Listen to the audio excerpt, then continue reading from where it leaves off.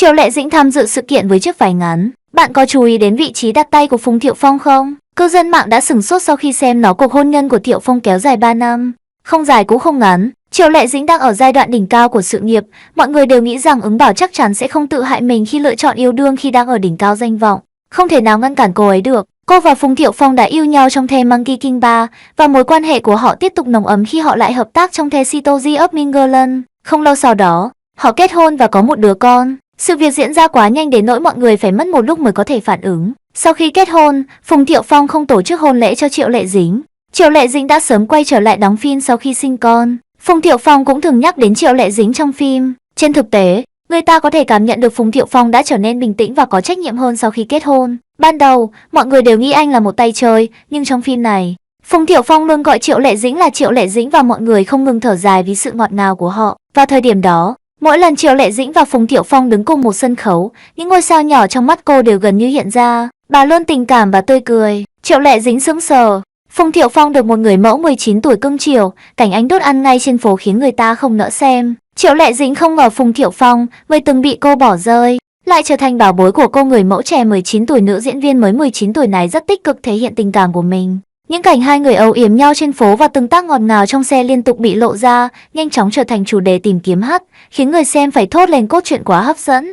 Gần đây, ống kính Paparazzi đã ghi lại được cuộc sống tình cảm thường ngày của Phùng Thiệu Phong. Anh ấy đã đưa cô bạn gái bí ẩn của mình đi ăn tối cùng những người bạn tốt, trong đó có Ashley. Người phụ nữ xuất hiện trong trang phục thường ngày, áo phông xám đơn giản kết hợp với quần sốt denim, mái tóc dài buông xõa trên vai, toát lên vẻ trẻ trung, tràn đầy sức sống. Sau bữa ăn, cô vẫy tay chào tạm biệt mọi người một cách tự nhiên và thân mật, không hề có chút em dè nào đến. Rõ ràng là cô đã hòa nhập vào vòng tròn xã hội của Phùng Thiệu Phong. Sau đó, hai người xuất hiện tại cửa hàng độ xe của Hàn Hàn. Phùng Thiệu Phong đứng ở cửa gọi điện thoại, nhưng ánh mắt lại vô thức liếc nhìn bạn gái mình. Cái nhìn yêu thương không thể che giấu chính là minh chứng cho sự ngây thơ. Trên thực tế, khoảng thời gian này cách nhau gần 2 vòng. Vào cuối năm 2024, hai người được chụp ảnh nắm tay nhau khi đi mua sắm. Vào năm 2025, người ta đã phát hiện họ hẹn hò nhiều lần. Trong siêu thị, Phùng Thiệu Phong chủ động đẩy xe đẩy hàng, vội vã đi thanh toán. Trong xe, bạn gái anh ta cầm tách cà phê và xin đồ ăn. Anh ta hợp tác với nụ cười trên môi, mọi chi tiết đều bộc lộ trọn vẹn sự ngọt ngào của tình yêu. Cư dân mạng phát hiện ra rằng mặc dù là một diễn viên trẻ nhưng cô gái này thường xuyên đăng ảnh check-in tại các câu lạc bộ cao cấp và mặc đồ hiệu lên mạng xã hội, toát lên khí chất của một người phụ nữ thượng lưu. Điều này rất khác so với sở thích trước đây của Phùng Thiệu Phong đối với những bông hoa nhỏ quốc dân về mặt thẩm mỹ. Nhiều người trực tiếp gọi đây là sự hạ thấp gu thẩm mỹ. Lý do khiến mối quan hệ này gây ra nhiều tranh cãi không thể tách rời khỏi sự so sánh với Triệu Lệ Dĩnh. Vào thời điểm đó, mọi động thái của cặp đôi biết hay không, từ thông báo chính thức về đám cưới cho đến sự ra đời của con trai, đều thu hút sự chú ý của cả cộng đồng mạng. Tuy nhiên, Phùng Thiệu Phong từng thừa nhận trong một cuộc phỏng vấn rằng anh bất lực trong cuộc hôn nhân của mình, thế giới của cô ấy chỉ toàn là phim ảnh. Lời nói của anh cho thấy sự thất vọng của anh khi Triệu Lệ Dĩnh quá tập trung vào sự nghiệp và không có thời gian chăm sóc gia đình. Hiện nay, Triệu Lệ Dĩnh tập trung vào sự nghiệp và bộ phim mới của cô đã đạt được thành công lớn về cả mặt truyền miệng lẫn tỷ suất người xem. Trên mạng có tin đồn rằng cô có mối quan hệ thân thiết với đạo diễn Triệu Đức Ân. Phùng Thiệu Phong lao vào một mối quan hệ mới, dùng hành động chứng minh rằng tôi vẫn ngọt ngào khi không có em. Sau khi ly hôn, anh chưa bao giờ bỏ lỡ sự trưởng thành của con trai và đã nhiều lần chụp ảnh đưa con đi chơi, cùng con đi dạo và tham gia các hoạt động ngoài trời, tràn đầy tình yêu thương của người cha. Trong tình huống người yêu cũ này của giới giải trí, cả hai bên đều rất tuyệt vời, khiến cư dân mạng thở dài. Trong tình yêu không có đúng sai, có lẽ kết cục tốt nhất là mỗi người đều theo đuổi hạnh phúc sau khi chia tay. Quá sống động, tôi phải nói rằng các cặp đôi ngoài đời có thể vào vai vợ chồng rất trôi chảy, có ham muốn.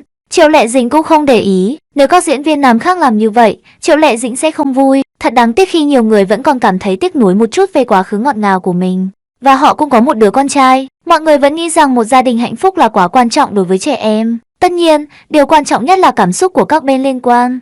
Nếu họ thực sự không còn yêu nhau nữa thì tình cảm không thể gượng ép được. Vụ ly hôn của Triệu Lệ Dĩnh và Phùng Thiệu Phong như một cơn gió thoảng qua, nhanh chóng lan truyền khắp dư luận và trở thành chủ đề nóng. Mối quan hệ mới của Phùng Thiệu Phong cũng bị vạch trần. Tất cả những điều này có vẻ cực kỳ bất ngờ. Là một ngôi sao lớn trong ngành điện ảnh, Triệu Lệ Dĩnh đã trải qua những thời điểm khó khăn mà người bình thường khó có thể tưởng tượng được. Lúc đầu, cô làm hầu hết mọi công việc lặt vặt trong ngành công nghiệp phim ảnh và truyền hình cho đến khi một đạo diễn chú ý đến cô và trao cho cô cơ hội. Tuy nhiên, điều này không khiến cô trở nên nổi tiếng chỉ sau một đêm. Đạo diễn không hài lòng với diễn xuất của cô nên sự nghiệp diễn xuất của cô đã dừng lại. Không có nền tảng hay nguồn lực, cô phải chạy đôn chạy đáo giữa nhiều nhóm, thậm chí thường xuyên phải đóng vai trò là ban hậu trường và gặp rắc rối nhiều lần. Mặc dù có thoại, nhưng giọng địa phương đặc sệt của cô lại là một trở ngại lớn. Mặc dù vậy, cô vẫn không bỏ cuộc mà tiếp tục nỗ lực cho đến khi đạt đến bước ngoặt của mình trong truyền thuyết lục trinh. Sự khởi đầu của Phùng Thiệu Phong có vẻ khá thuận lợi. Ngay từ khi mới ra mắt, anh đã trở thành người đàn ông hàng đầu trong ngành công nghiệp điện ảnh và truyền hình.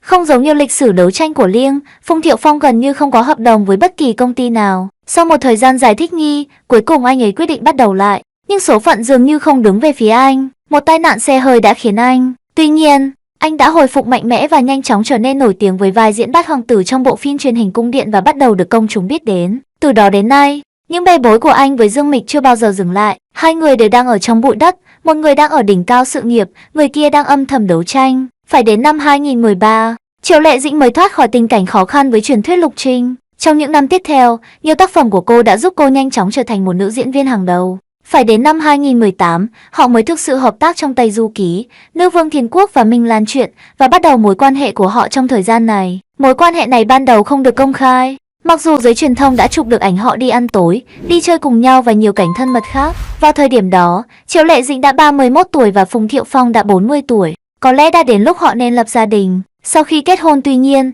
ngay sau khi kết hôn, họ đã không có cuộc sống gia đình hạnh phúc như thế giới bên ngoài mong đợi. Cùng lúc đó, chuyện tình cảm của Phùng Thiệu Phong cũng bị vạch trần. Ông được chụp ảnh đang ăn tối với một người phụ nữ trong bầu không khí thoải mái và vui vẻ. Mặc dù một số người cho rằng ngoại hình bạn gái không được đẹp bằng những người bạn gái trước đây của anh, nhưng dù sao thì mối quan hệ này cũng có vẻ là một khởi đầu mới đối với Phùng Thiệu Phong.